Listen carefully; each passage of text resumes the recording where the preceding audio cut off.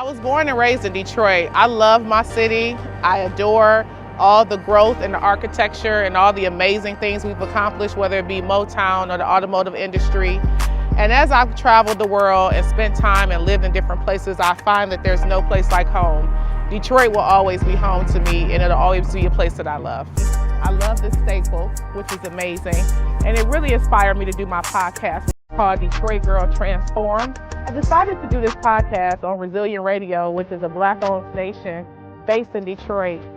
And it really highlights the transformation of my city while I, as an individual, was transforming. And what kind of people come out of Detroit, which are really people with hustle and grit, who are determined and also exhibit perseverance. The podcast will really focus on different people that have different phases of transformation, whether it be their finances, their well-being, their travel experiences, how they transform their relationships, how they transform their spiritual beliefs. Because at the end of the day, we all want the same thing, and that's what's best for our city, and that's what's best for our legacy and our future and our family.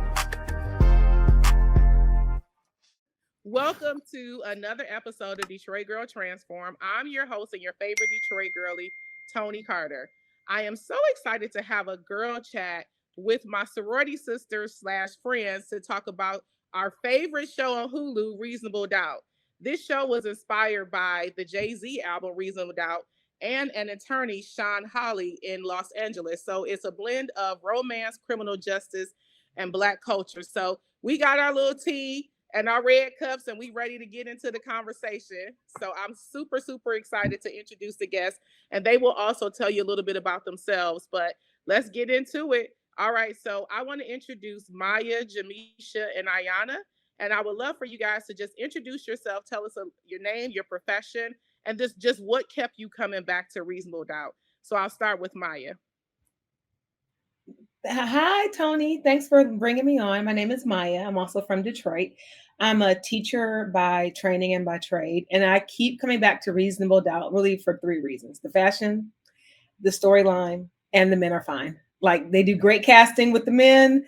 Period. I love watching them every week. Yes. Jamishia?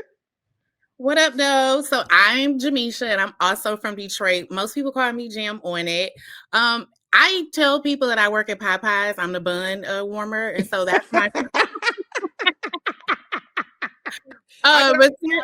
about to be.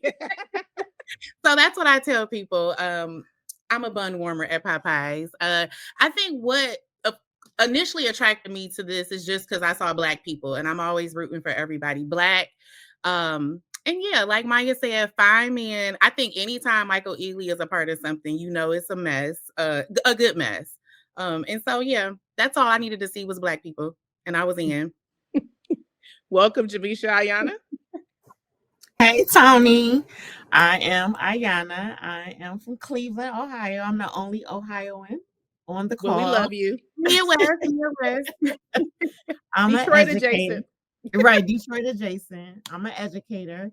And what initially brought me to Reasonable Doubt is you, Tony, encouraging me to watch it with you. And also, I really like the fashion, beautiful Black people, the Black excellence, and I am really attracted to Lewis. That's my little boyfriend on the show. He is so, he's married on the show, but okay. He is, with that just cocoa brown skin does something to me. So yes. And then I just like how like Jax is just a baddie. I love that about her. So I tune in. Right. You on the edge of your seat. I got you hooked. Yes, you do. So. And before we get into the episode, I do want to highlight Aiyana's amazing shirt. Aiyana, could you please display your shirt, Detroit Girl Transform? Yes. She is one of my promotional models. So thank you for link in bio.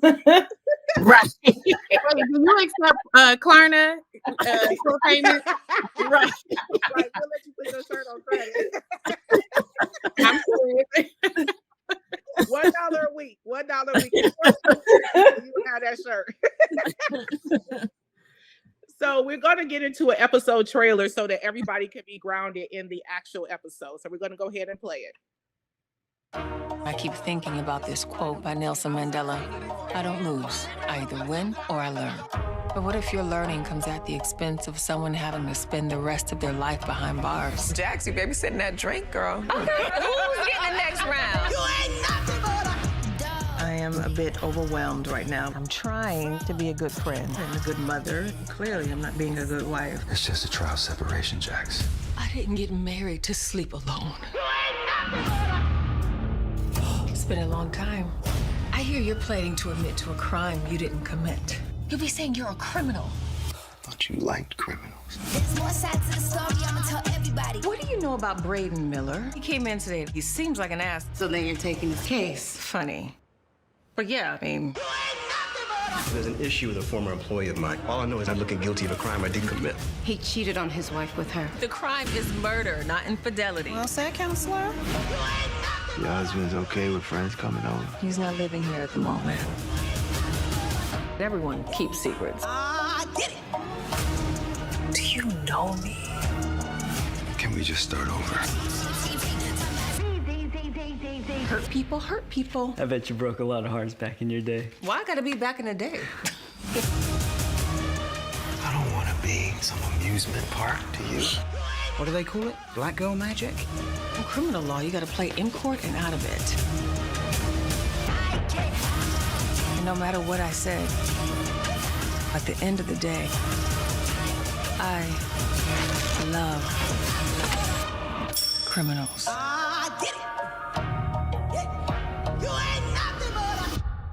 All right. Well, let's get started. So, spoiler alert, this is season 1. So, if you haven't watched season 1 yet, I don't know what to tell you because we telling all the tea. That was well over a year ago. So, we going to tell you if they murdered them or not. So, I hope you watch this episode or the season before you watch this episode of Detroit Girl Transform. So, let's get into the questions. So, first question is for Miah and Jamishia. What are your thoughts about this series being inspired by Jay-Z's album, Reasonable Doubt? Some of the episodes are actually named after some of his songs on the album. And then also the intersection of hip hop and criminal justice. I pretty much thought it was dope. I really did. I was like, there's so much connection to the black culture, unfortunately, to criminal justice. But I thought it was dope that they did that intersection. But Miah and Jamishia, I would love to know your thoughts. Loved it. Reasonable Doubt dropped in 96. I was in high school. I was a Jay-Z, I still am, but I really was a Jay-Z girly. So I played that album, Politics as Usual, Can I Live, Dead Presidents. So I love like the callback, throwback to what I would call a classic hip hop album. And one of my favorite songs, Can I Live, reminds me a lot of like, not really Jax, but the men on the show.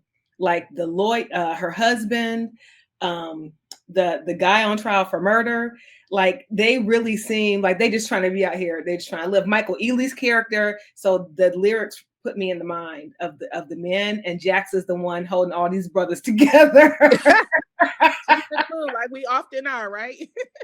Yeah, I was gonna say the same thing. I think it was nostalgic because that was our kind of like high school years, coming of age. So and I think that's something that I did mention in the beginning. Like just the fact that Jay-Z's like whole, Reasonable Doubt was involved, that suckered me in. So it made me kind of even go back and like re-listen to the album. And I'm a Jay-Z fan, so that's all I needed.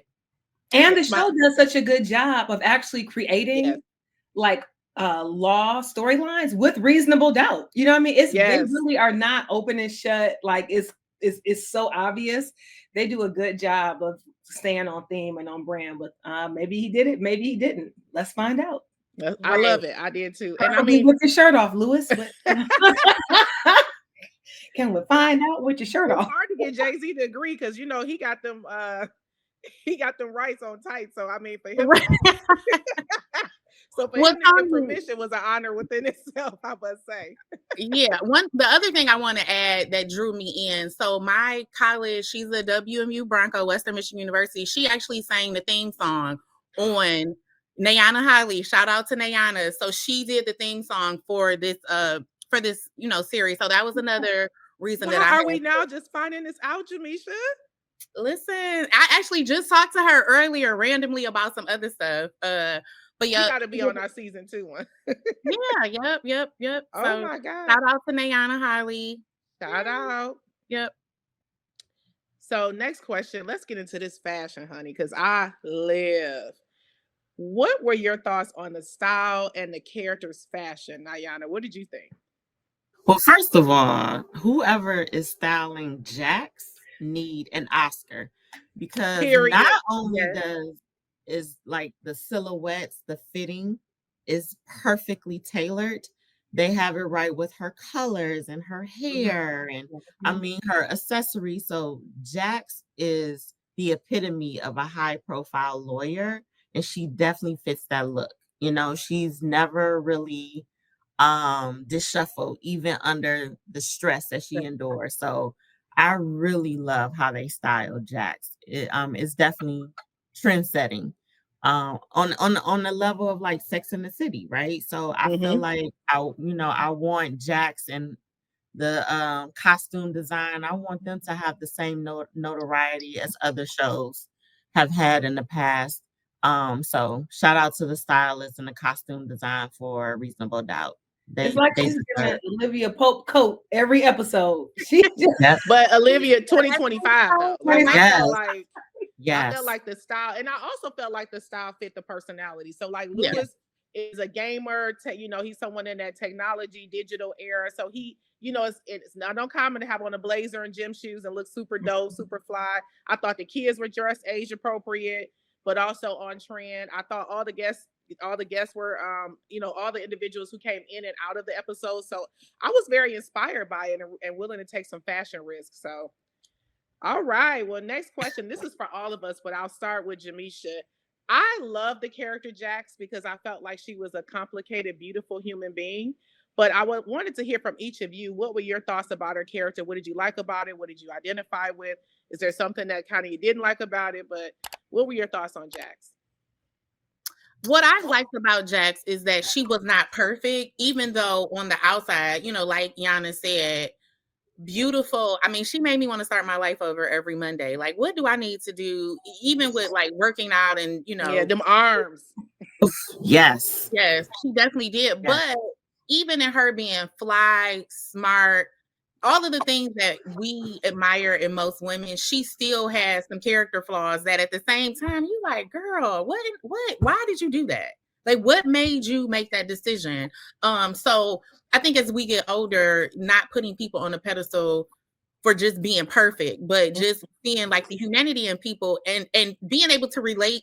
Not necessarily, I don't do some of the stuff Jax do, but having friends or knowing women that have put themselves in similar situations, I could appreciate that. Even in her being a hot mess, she still was my girl. I still would show up for her and talk to her later in the car, like, girl, what the hell? So I love that even her being perfect, she still was flawed. And she knew she was a mess. So I could appreciate that. Miah? I agree. Like, I like the fact that I feel like as just like a TV land, we've evolved to letting Black women be fully human. Yep. Right. So I like the fact that I see a lot of me and my friends in Jax. She's highly educated. Now, granted, none of us have a wardrobe like Jax, but I'm working on it. Aspirational. But, we're highly educated. I have friends who are lawyers and doctors. We do the things, we do the brunch, but when we get together, we all are experiencing like real life, right? So the way people see us on the outside and the life we're living internally, sometimes there can be, some dissonance. So I love the fact that TV has finally allowed Black women to be fully human and to be flawed and fly. I also love the callbacks to her childhood. So you can kind of see the trauma she experienced and how that plays out, in her marriage and her relationships. I will say, I was very angry at Jax because ma'am, you can't sleep with the help and let him in the house. Okay, you can't. That's a bad idea. To help you. I think she forgot he was there when he walked out the room. I think she forgot he was still there. And then you don't you bring still here this morning. I thought you was gone, girl, and you don't bring the dude from the clink to the crib. Yeah. Okay. Now, I'm not the morality police. Those would not have been my decisions, but I would just have preferred for her to choose different places to have her rendezvous, which is not where she and her kids lay their heads. So Yeah, she got digmatized. So we here to listen, not judge. Aiyana. Yes, Jax is complicated, and I agree with everything Miah and Jamishia said. But what really resonates with me as far as Jax is, in my younger day, it was about being right. And I see that show up a lot in her marriage with Lewis. It's all about being right, tick for tack, kind of belittling him to say my recommendation is the best and the only solution we should go with. So I think there's some emotional maturity that needs to happen with Jax. And like as Miah mentioned, it's a lot has to do with the trauma and the things that they are showing from her childhood.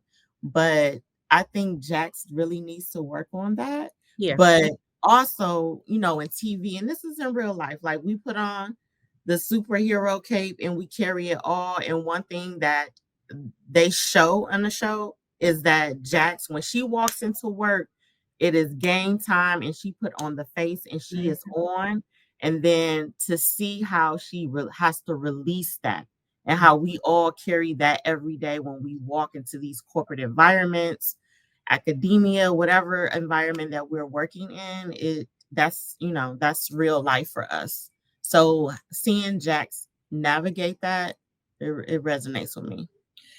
Yeah. I think one of the things I loved about Jax is that she talked about the challenge of balancing it all, being a good girlfriend, being a good mom, being a good wife, being a good prosecuting attorney. And I think that you can have it all, but sometimes not all at once, right? And so I love that she was very open about she's trying her best, right? And you'll see later in some other season that, one of her friends was like on the ledge and Jax didn't even notice it. And even with her child had started her cycle and it's just so much going on. So I think we can all relate to that because it really humanizes the balance that women have, especially women who want to pursue a very high profile, very successful career. So I like the complication of her because I think that complication resonates with me and just some of the things that I have been through that may show up in my present time that I didn't really realize was affecting or impacting my behavior. So, and I definitely, Aiyana and I always talk about me and my assessment of people that have the desire to always be right. I'm at a place where I listen, that's a lot for me, but I'm in a place where I love my people more and I love the desire to be right. And I don't want to have to be right in my household and where I lay my head. I want to really try to work through things. So, all right. So now let's talk about Black excellence and the attractive, fine men and gorgeous women.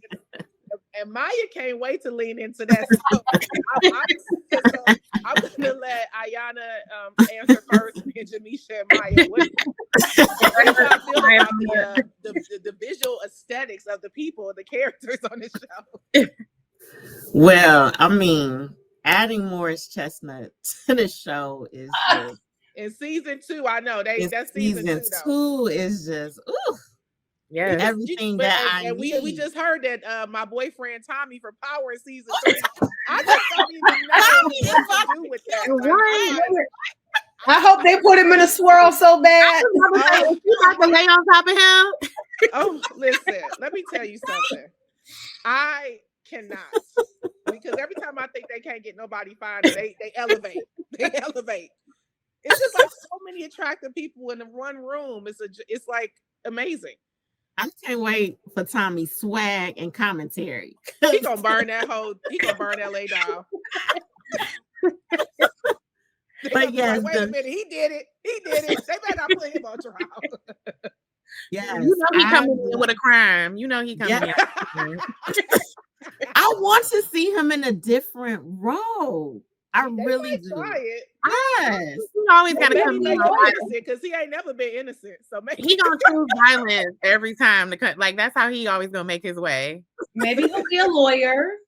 Maybe he y'all listen. If they put Tommy on there as a lawyer, I'm gonna cut that TV off. Right. Like, That's the one you see him, you going to jail. You know that meme where it's No, like I think he'd be a great lawyer because he's so good at criming. criminal activity. Okay. So I guess we could all agree that we like how attractive the characters were. Yes. Mhm. Absolutely. Yeah. And I just want to say, as a cohort, and I think we're all about in the same age range. These people are aging beautifully, Beautifully. gracefully. Michael Ealy, you just gonna stay fine, huh? You just And gonna he be like that. fine forever. He's so fine when he crazy. He's so fine when And he he crazy. plays crazy so well. Oh my Yeah, I was god. about to say anytime you see him, you know something. It's gonna be a woman with a kidnapping not too far behind. He gonna kidnap somebody. His love turns into dangerous obsession by 3 episodes. So you already know. Well, speaking of, let's get into some of our favorite characters from the show. So, because I found each of them to be very interesting, so we could talk about all of them, but we only have so long. But I wanted to start with Miah, you and I talking about our assessment of Crystal, Jack's legal secretary / assistant. I am a robust woman, and I love the fact that they have a full figure woman who is dressed very, very well. I was going to point that out. You know, I love how she's styled. She reminds me of Kelly from Insecure. In fact, me and Kelly got one. She came on once. I was like, I have that same dress. So I love Crystal. And what I really like is how they position Crystal as the legal assistant who is also studying to become a lawyer. Right. Yes. I love that. That's her trajectory. It's her storyline. And I really am hoping to see more of Jax take a little bit more of a mentorship role with Crystal. You know, I mean, it's kind of a diversion, but I feel like they're in a really kind of racially segregated environment. Like the Black secretary is with Jax. I don't really see a ton of other in-house Black lawyers. So I love their dynamic. And Crystal, she's a favorite. And she's funny. She's witty. She got a little crush on her. He's also handsome. I'm a fan of Crystal. Yeah, I love Crystal for many reasons. One, I think she's the conscience of the whole legal team. Yeah. Like she'll be the person to say, "Oh, so you're assuming that because she asked for money that she wasn't assaulted," right? So she'll keep Jax grounded and just really being an advocate for the people, right? And not assuming that people always have ill intention, because both things could be true. I could want financial retribution. I could have also been sexually assaulted, right? So I love that Crystal is really comfortable with holding Jax accountable and holding the entire legal team accountable, along with being very fly, very professionally dressed, and very outspoken. And she's not an executive assistant that I feel shrinks in the room. To me, she fills the room. And I love that energy about her. So what about Brayden? Was anybody surprised that he actually killed his former lover, SVP? I was surprised that he actually killed her. And I was hoping that he didn't. I thought his, I guess, COO killed because he was greasy. Yes, he was very much so. But Brayden, and I you know, I don't know if I should say this or not, but Brayden definitely was giving me OJ vibes. And so I wasn't expecting. You know, I don't know how else to say that. You know, and how he, really struggled with connecting with Black culture and Black people. And, it was complicated, considering his background, who he married, and how who he married, but who he desired was very different. And who he connected with, and who he desired in the end. So, yeah, it was. I was really shocked that he actually killed her. I watched enough Dateline to know it's always the husband or the boyfriend. So, I was shocked from how the show set it up. Yeah, it set it up to be with Beyond Reasonable Doubt. Right. But I really wasn't shocked. That kind of does fit the, that kind of fits. He was on the brink of too much money. And Mhm. she was going to interfere with that. So that's what made me think he might be doing it, because he was on the brink of billions of dollars. And she was getting in the way of a lot of money. And he was trying to give her a cut. I don't think it was a big enough cut, but he was trying to give her a cut and silence her. So I just think he went over there like, you know what? Some got to give. And you ain't going to be able to, I'm going to have to silence you in another way. I tried the nice way, but it's Honestly, too much money on the line. I wish we had more of her story, because I have met men like Braden out in the wild.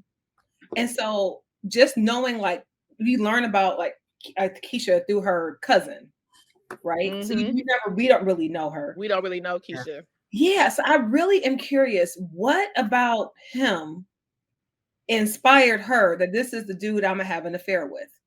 You know what I mean? Like, it could be long hours, power. You know, sometimes people spend more time at work than they do at home. And that's then, true. you know, somebody at work, you're like, oh, you got some nice, listen, not that I'm telling y'all a personal story. I feel like I'm telling y'all I'm just saying, I've had coworkers notice my hair and, you know, oh, you smell good today, and then you find yourself getting dressed up, you know. But I'm just saying hypothetically. Yeah. Yeah. Let's have an offline. I was gonna say, I don't know if you were gonna go through the characters, but I love Pauletta Washington's character, the mother. Yeah, I feel like she always, you know, she only worked when she wanted to. You know, Denzel just, you know, whenever she feel like she just just pop in and show up on another scholarship in their name. But I feel like she always just comes and just like outdo, you know, like she can just come with like 5 lines and make the whole episode. Similar to like, what show was that when Cicely Tyson came on and she just had like 5 lines, and but it was so profound. I know what you talking. Was it or like Marla Gibbs, like how she was on? What show was Marla Gibbs on? And she just shut it down. Like two sentences. Two sentences. And I feel like I love Pauletta. Like she is such a great actress. Like she just commands like the scene when she comes in, and she's funny. I mean, I think, you know, not necessarily how my mother, you know, is, but I feel like we all know like an older woman like her, you know. But there's some similarities in that criticism from your mother, because she would wait till Jax was like at her worst, and she'd be like, you know, you could have dressed better. What's going on with your hair? Or defending Lewis like Jax ain't her daughter, and acting like Jax is the reason why they separated. That's that toxic energy. But I was gonna say, and causing some of the trauma that we see, like that she is totally responsible. But I think that's what I love her, because seeing that play out, you feel it where you love her, but then you like, mama, you a mess. You are the reason why I'm fucked up. You know, we all right. Right. But she will make you believe it. Like I feel like if I ran into her on the street, I would be talking to her like she really is her mama. So I love her. I had a problem with her mother, actually. As a character, not Denzel. As a character. Yeah. But that's what I'm saying. She makes you have a problem, like the good acting, where you really feel like you could see her on the street and be like, you know what, I got something to say on behalf of Jax. Like that's good acting, where you really, she makes you believe that that's her, you know, and she's just trying to get a for the Denzel scholarship fund, whatever. What do you have a problem with? I agree. Like her acting was impeccable. The problem I had with her character is that it was about forgiving men despite their actions. And please say that again. It was about forgiving men despite their actions. And so the fact that even though, wait, can I say storylines? Okay. Yeah. Okay. So Jamisha's right. She would, you know, ask Jax to forgive Lewis on, you know, his actions and different things. But once I saw the playback of how she let Jack's stepfather come back, that was problematic for me. And I remember the scene when she told him to leave and she said, what am I going to do now? What do you mean, what am I going to do now? You're going to protect your daughter and you're going to figure it out and you're going to move forward. And that really bothered me, how she's just encouraging Jax to sweep some things under the rug and just figure out how to move forward so you won't have to do it by yourself. But it's bigger than that.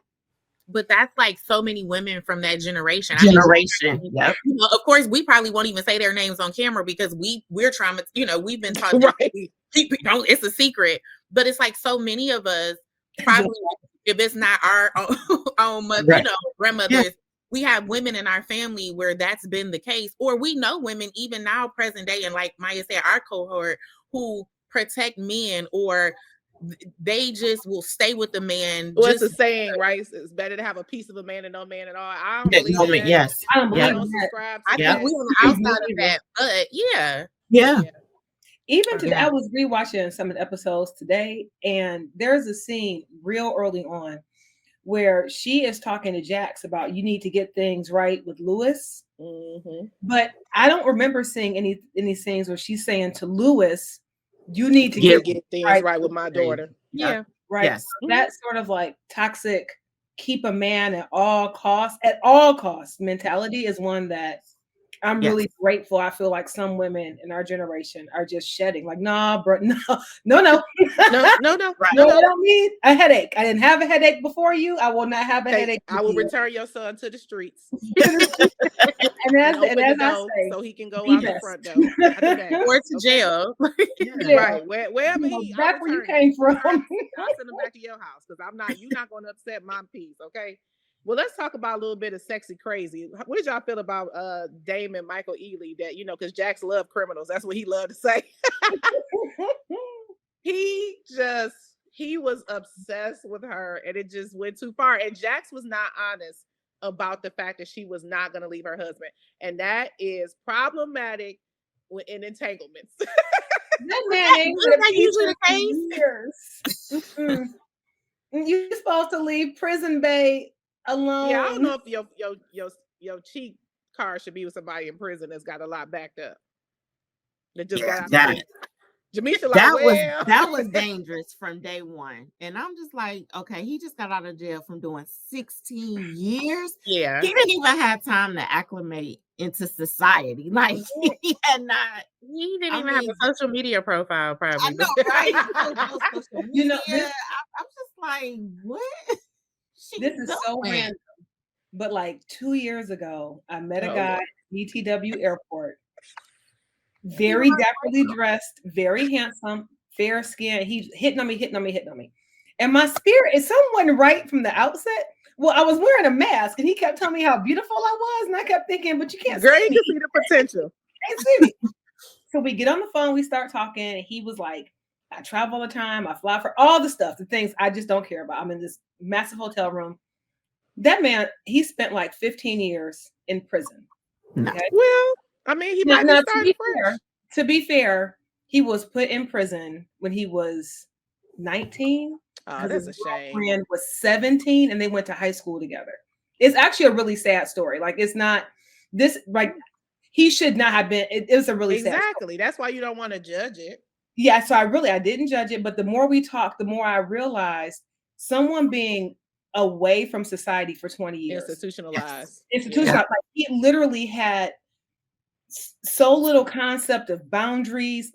We talked like 3 times, and then I said, you know what, baby, we are not aligned. I'm going to move on.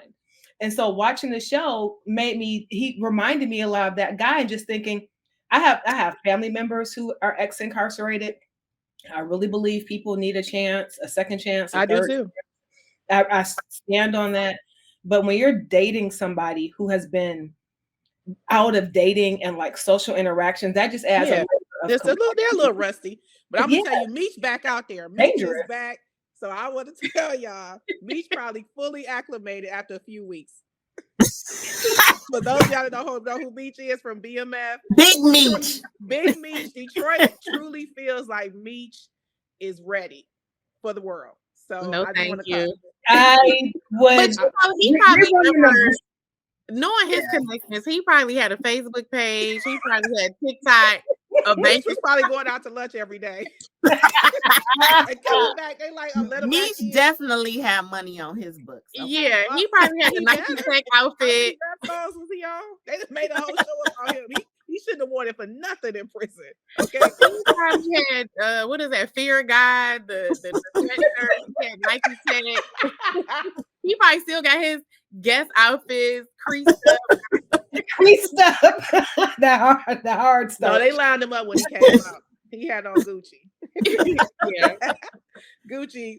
So I am enjoying this episode, ladies.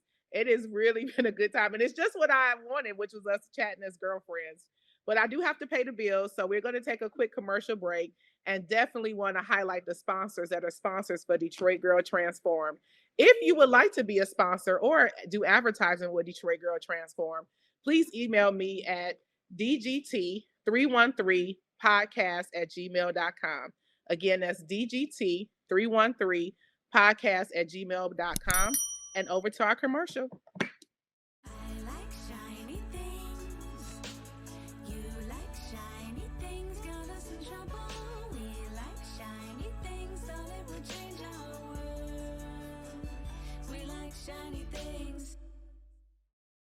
Welcome back to Detroit Girl Transform. I am here with my good girlfriends. They also are Deltas that crossed in 2001 with me in Michigan, 01 and 01. Hey. Miah, Jamishia, and Aiyana. And we over here chatting about our favorite show, Reasonable Doubt. So let's get back into it.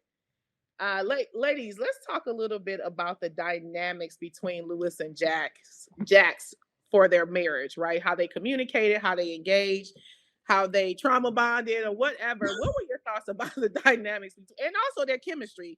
But what were your thoughts about the dynamics between Lewis and Jax? Well, I definitely believe that they love each other. Yes. That is evident. But they need some work on communicating with each other. And talking to each other. Right now, they're at a stage where they're talking at each other and just trying to be right, as I mentioned before. Going to counseling, or therapy, they need that. And I think the therapist is doing a great job trying to get them to listen to each other versus just responding and reacting to each other. Now, their parental skills, I do question that. Because Lewis like to be the good cop, and I do not like when men do that. They need to be firm. I don't like that Lewis does not check his son about the disrespectful behavior that he demonstrates to his mother. That's problematic. That's problematic to me. That he walks into the room, don't speak, and just the way he's talking to Jack. That's a problem for me. But I wonder, and I mean, I agree. And I always get a disclaimer. I don't have kids because, people that have kids always, do you think that, sometimes. So we are devoted aunties. Yes, devoted aunties. I think that as a man, I feel like sometimes men are always expected to be the disciplinarians and the, hard on the sons. And then I feel like we just in this phase of like this gentle parenting or, and I don't even know because it's TV where people just don't take the stance to really show discipline. And discipline doesn't have to be like physical, but even checking, you know what I'm saying? I don't know. James Evans would have never let you talk to, never let you talk to Florida like that. But I feel like a lot of times nowadays people don't want to be the bad guys, or, maybe he knew that, like Tony said, Jax is the parent who might check folks and he gets to, he wants people, maybe his kids to like him. And so I'm not. And that's exactly why I don't like it. I think they should have a balance. I agree, Jamishia. Like, I think we got to get away from the male figure of the household always being a disciplinarian with the children. I think it should be a balance. I think that the men should discipline the girls sometimes and the boys, and so should the women. But I just felt like when he witnessed very bad behavior, he just did not say anything. But like one time I remember he was like, oh, it's the, whoever says it first as a parent makes the call. No, listen to your mother. Your mother said something and that is the law. And see, to me, that is a problem in their marriage, right? And I think Jax, she kind of overshadowed that, but but when their chemistry was electric. Like we all desired the chemistry. Yes. I was like, oh, whoa. Yes. But I love that, right? Because they had that fire And they did love each other. It was just like him wanting her to choose him over the career, but not articulating that he just wanted more time, and Jack's not really being able to balance it sometimes. But I did not. I agree with Yana, that kid situation, and when the mother was coming down on her, I felt like sometimes he could have been like, "Ma, give your daughter a little grace." Like he just didn't always stand up for her. I was well, Miah, did you want to say something? I was going to say something, but I know I've already talked. I have a slightly different perspective.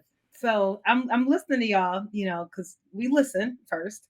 I don't find Lewis's parenting that troublesome to me. Now, to be fair, it's been a while since I've seen it. So I reserve the right to change my mind.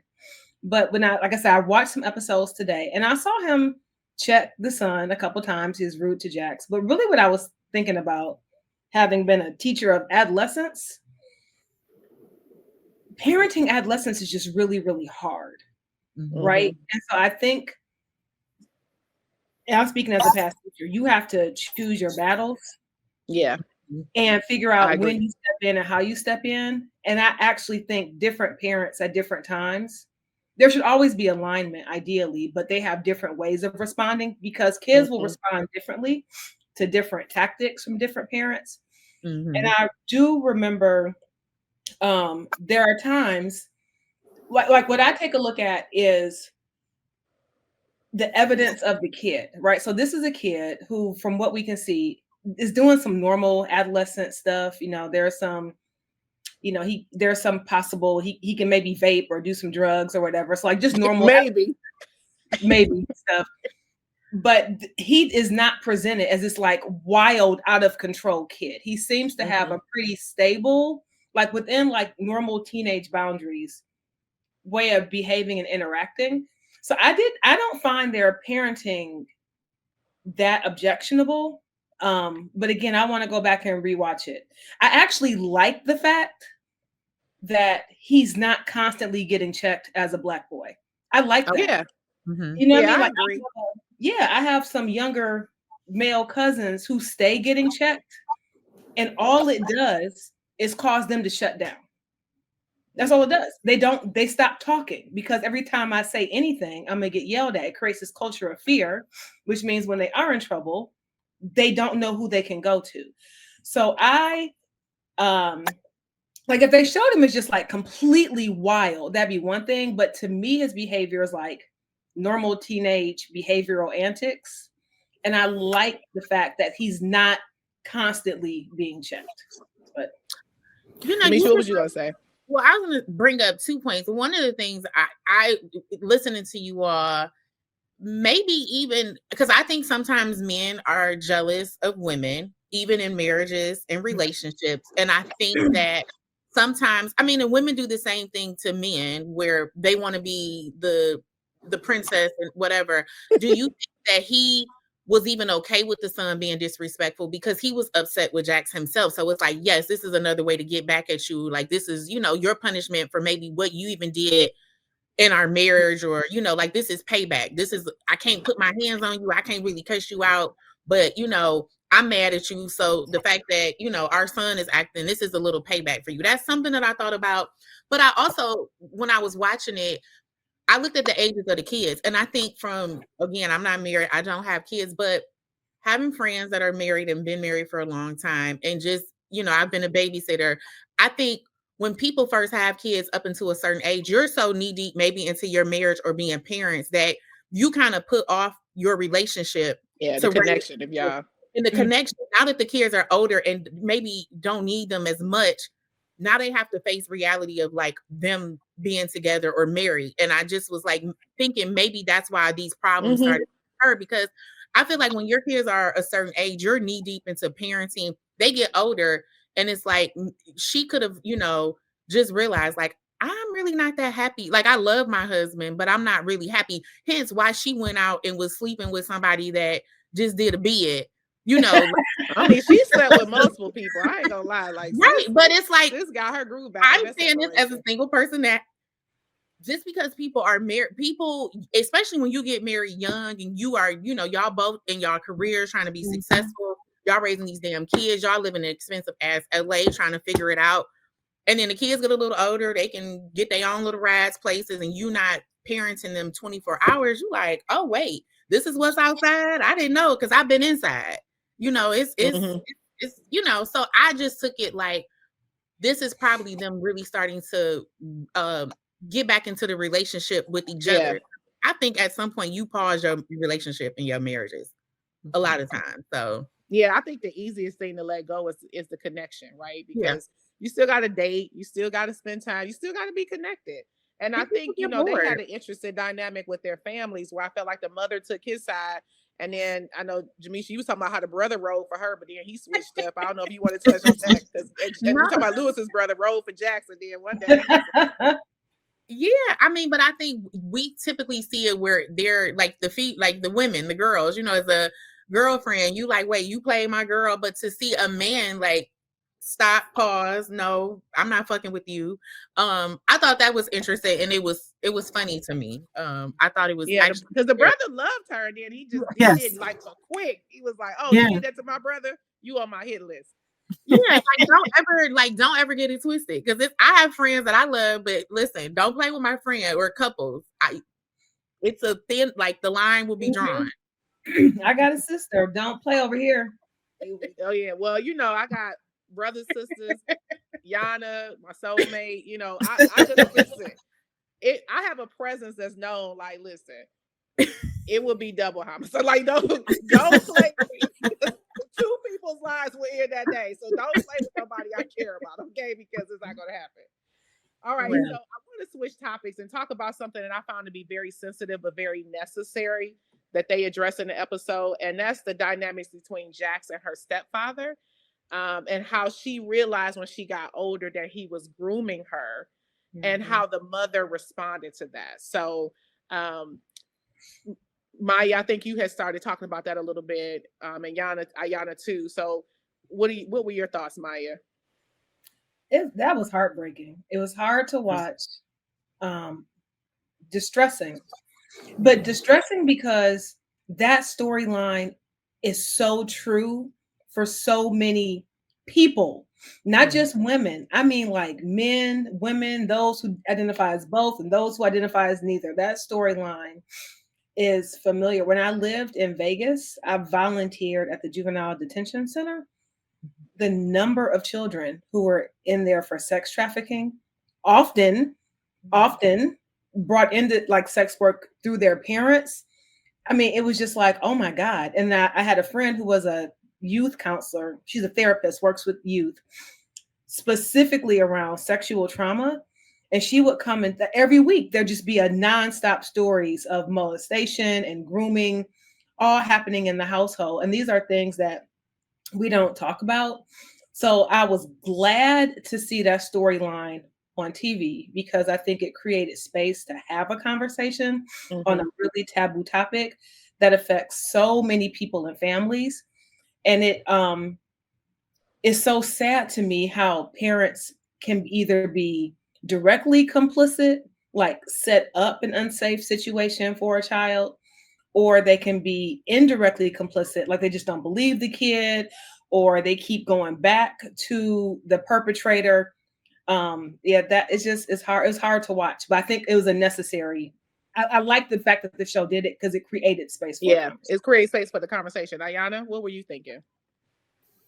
So I want to talk about a scene that was overlooked, but when I saw it in my mind, it was problematic, but I didn't say anything out loud. But it was a scene where it was the stepfather's birthday. So now he's, has some health challenges. But the granddaughter, Jack's daughter, was sitting on his lap in the wheelchair. And then when I saw it, I was like, that's a problem. And I said that in my mind, not even knowing about the trauma, and Jax being groomed, as a teenager, and him, sexually assaulting her. So you can't overlook things like that. And I was also surprised that Jax didn't say anything when she saw that. And I was surprised that Jax even allowed her daughter to be around him. She was Yes, triggered when she saw it, but she didn't do so anything. and nor did she tell Lewis Yeah. about this. And so that But I wonder, and this is just even holding space and in respect to people who have been sexually assaulted or molested, like just from even, talking to people and even, researching, I think sometimes people go back to that same place that they were at when it happened. So losing her voice or, maybe as a kid, not speaking up, like until she, I don't know, she was in therapy and maybe talking about it, but just even still feeling like that little girl where she can't say anything. I mean, even though it probably enraged Yeah, her. like maybe she could have been paralyzed. And I think too, like a lot of maybe people that we've come across or know in our families where it's still that reverence for her mother and fear where you don't even want to cause no drama. So I'm just be quiet and pick my battles or not create a scene. So I'm not going to say anything. And just, kind of, I think people go back to where they were when it happened, where you still that little girl that's scared. So you know. But that's interesting that you say that. But I disagree with that, considering that when Jax said that to her mother about protecting her, I felt like Jax was not protecting her daughter, allowing her to be around him. But and that's so, but and so even though she might not have been able to say something to Lewis, she does have full control to say, you're not going to be around him. I'm not going to allow him to be around him alone, or, it could have been, I think she could address the situation differently. If she didn't have the words to say. Yeah. But I think what Jamishia is saying is that like many people who are being sexually assaulted or any kind of assault, they have stress response, right? And their stress response paralyzes them sometimes. They do weird stuff. So we all want to do certain things, right? And we all feel, and so I think Jamishia is absolutely saying she should have done a lot of stuff. We don't know what mental space she was holding. And I don't even know. I fully understand why she didn't even disclose to Lewis that this happened to her, knowing that her children were going to be around. But I do know individuals who were sexually assaulted that still interact and have relationships or parental relationships with their parents because they still want to be with their mom or their dad, even though this happened to them with that person. And it's something that's very strange to us, could be whatever their stress response is until they actually get the help, right? And Jax really only started getting help because of her marriage. The reality is she should have gotten help before she got married, right? And really reacted to that trauma, because that trauma shows up in your life in different ways. So the residual effects of it. And I think too, when you think about it, people that just the cycle, like even sometimes when I hear about people who have been sexually molested or people that I know, I've heard that they are molesters, not that I have grace for them, but especially, and my degree is my master's is in counseling, but I always think about what happened to them. So it's like you're saying Jax didn't protect her daughter, and it's the cycle. Well, now her mother didn't protect her. And I'm thinking, did something happen to her mother or somebody did? Or even I think about the perpetrator. So I think about the stepfather. What happened in his, and this is me when I watch shows, I'm like, well, what happened in his childhood? Tell me his story, right? Because what brought him to do something like that? Real thing. You so have like the cycle. And there's no way to call it like the outside of the show, the actual people I know who have been molested or sexually assaulted. I have one friend who literally, like, when she even has a hint that she might be being threatened, right? Even if that's not true, but she's like, something may happen, her response is rage. Get away from me, like, is rage. I have another friend who completely shuts down, like completely cannot talk, is frozen, cannot move. And so you just don't know how that kind of trauma will show up. And so when I see Jax, I just feel sad for her. I get your point, because like I really feel like your number one role as a mother, she got a responsibility to her children. Right. She has a response, and her responsibility is to learn how to deal with her own stuff so she could make sure her daughter is safe. But past that, I just see a woman who's deeply traumatized and is like her body is reacting outside of her mind. Her body is like, I can't do anything. I got to keep myself safe. I need to be quiet. That's how she reads to me. And that just makes me sad because I know people, men and women, who exhibit the same response. Yeah. And when I'm going through something serious, like even as close as me and Aiyana are, she will say, I didn't even know. Like I feel like over a period of time, you know, and I've never been sexually assaulted or anything like that, but I've been through some different types of trauma, whether it be like, you know, some crises in my family or experiencing a death.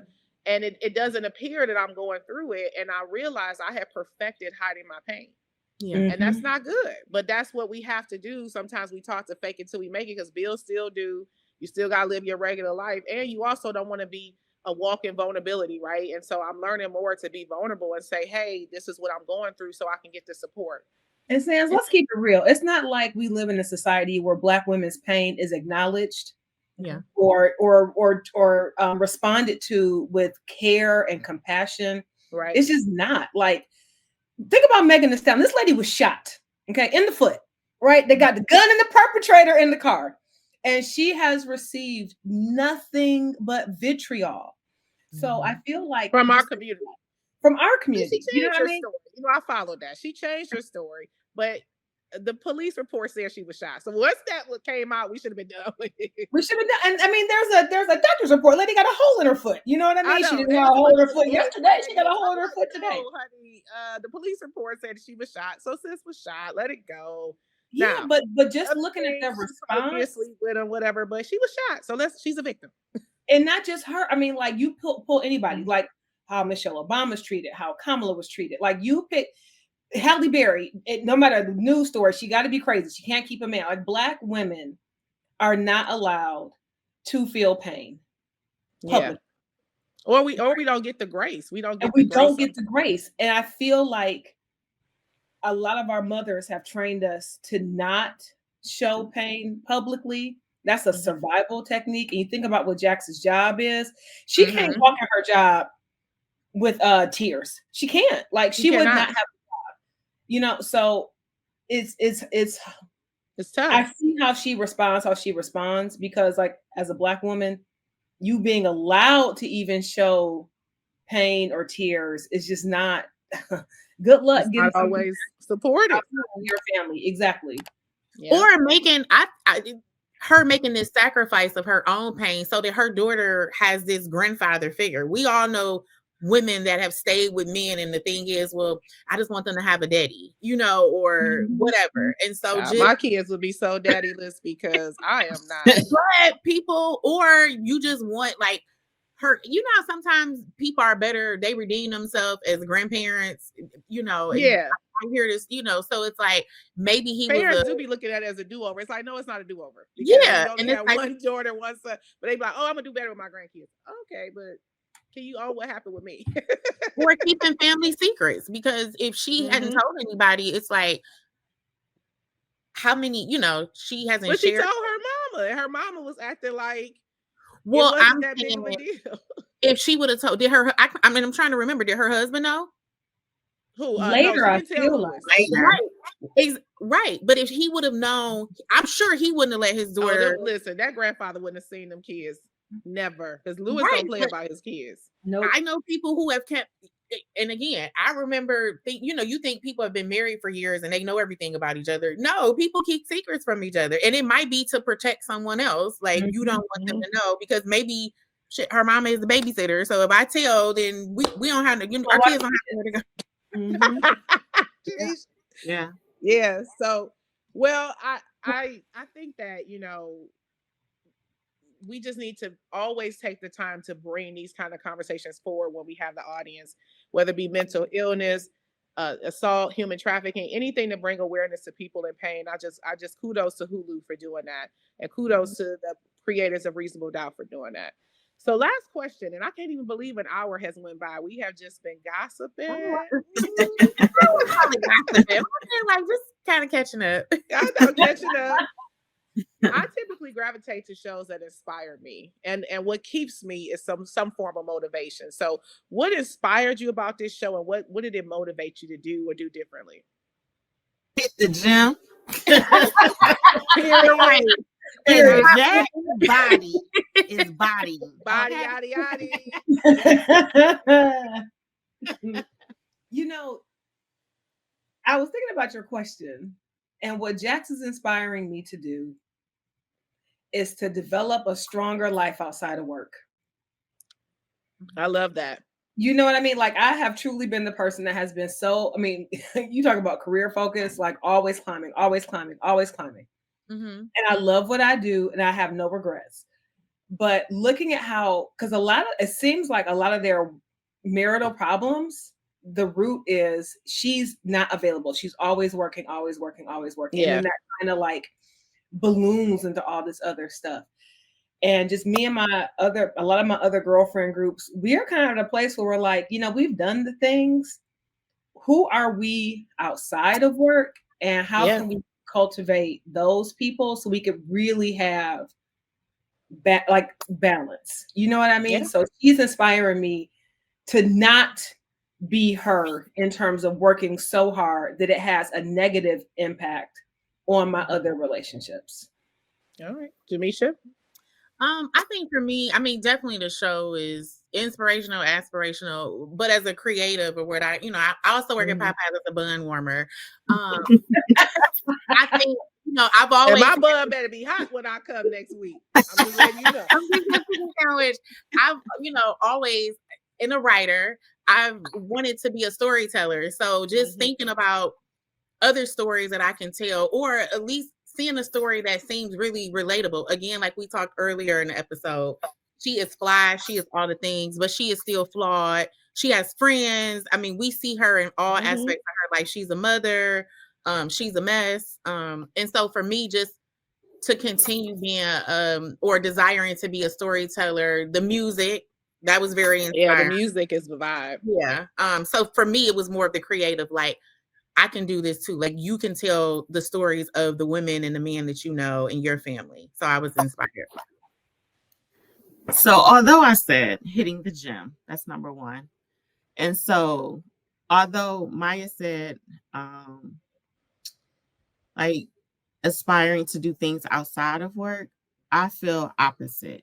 When I look at Jax, when she walks into that boardroom, I feel like it's inspiring me to really work on holding my composure. I have to work on that. And Jax knows how to play that game very well. When I am irritated or I am upset, it oozes out of me. And so when I see her in that room, and when we were talking about pain, it made me think of the episode on her first day back.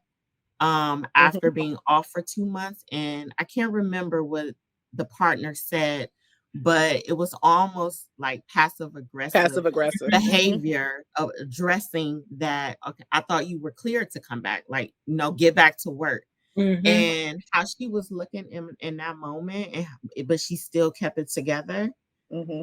I have to. Yana would be like, I'm here. Right. Or, or I would have just been honest and said, I'm not ready to go back to work. And I don't, sometimes I have to figure out how to choose my words carefully. Yeah. And I'm working on that. And so it inspires me to really work on that behavior within myself. Yeah. Yeah. And for me, I'm inspired by just I'm an HR practitioner by trade. And so I have a lot of experience. I'm not a litigator, but I've been in the courtroom, litigating on behalf of the employer. So I am always into crime shows and reasonable doubt because, listen, in my 25 years, I have never lost a case. So I am the one who would be, and if I don't believe in it, and if I believe the employee was right, I won't go in there. I'm like, I'm not doing that because y'all wrong. So give them the money, settle. But so I love the storyline. That's what kept me coming back. I'm inspired by the Black excellence. I'm inspired by the ability to have a career, a family, the friends, the great love affair. Okay, because I am into her and Lewis's love affair. I don't know about the side affairs, but I'm into the love affair. It is inspiring. It is inspiring, right? It is. Because you want to have it all, and I think she balances have it all at once. Now, sometimes something lets that the scales aren't always the same, so that inspires me to keep watching the show. Well, our time is up. Thank you for another episode. I know we'll be. We back need to next do this season. more often. Yes, we do. And we could pick other topics, right? But we will be back next season 2 of Detroit Girl Podcast. Detroit Girl Transformed, to talk about season 2 of Reasonable Doubt. So we'll always be a season behind, so we're not doing a spoiler alert. But, thank y'all so much for it. It was, we've been knowing each other for 25 years, right? So let's just call it what it is. This was us just a regular Thursday, Tuesday night for us, because we love to chit chat, and all of us are. It's just crazy how life ends up. We all now live in the DC, Maryland, Virginia area. So we all live. We all was just saying before we all started recording, we got to see each other more often. But I just want to personally thank all 3 of you for being my support system and my resource in this area since I've been here for the last 5 years. I love y'all dearly. It's been 5 years? Going on 6. Man. Yep. Going on 6. Yeah. Jamishia been in DC. How long? DC? So August of this year marks 20 years. So 20 wow. years. Double nickel. But I'm still a Detroit girl. Don't get it twisted. Don't say, oh, you're from Maryland. And 24 years ago, we crossed Delta in 2001 in the state of Michigan. Miah, University of Michigan. Jamishia, Western Michigan. Me and Aiyana, Eastern Michigan. So it's just amazing how we can still stay connected. So love you guys. You guys stay tuned for the next episode of Detroit Girl Transform. You don't want to miss it. Bye. Bye. Be sure to tune in next week for the episode. Be sure to tune in next week on the next episode of Detroit Girl Transformed. It is going to be an absolute treat. We are going to have lots of fun with some of DMV's hottest singles as they talk about how they navigate the dating experience at the age of 35 and up. We will also have an experienced matchmaker / dating coach helping us navigate and transform our dating experience in the DMV. It is going to be an absolute treat, a ton of fun, and lots. You don't want to miss next week's episode of Detroit Girl. Next week, take a journey with me on this transformative experience of well-being and self-care. I am really looking forward to spending time with the life coach Michelle as I spend time talking about my experience at Miraval Resort. You don't want to miss next week's episode of Detroit Girl Transform. I am so happy to share my experience and journey of well-being at the Miraval Resort in Arizona. What a transformative experience on self-care. I learned a lot about myself. I grew a lot spiritually, emotionally, and physically. And I am bringing one of the life coaches on the journey with me, Michelle, who's going to talk to us about living a true life in balance. So again, if you're into self-care or you want to learn more about self-care, 9 p.m. Eastern Standard Time, Transformation Tuesday on the Resilient Radio Stream YouTube channel. Be sure to like, comment, and subscribe. It's transformation time, baby. Are you excited about this journey of transformation? Let's take this journey together. To continue on this journey with us, each episode will have various examples of transformation. Be sure to subscribe to the Resilient Radio Stream on the YouTube channel and turn on your notifications so you can get updates. It's transformation time, baby.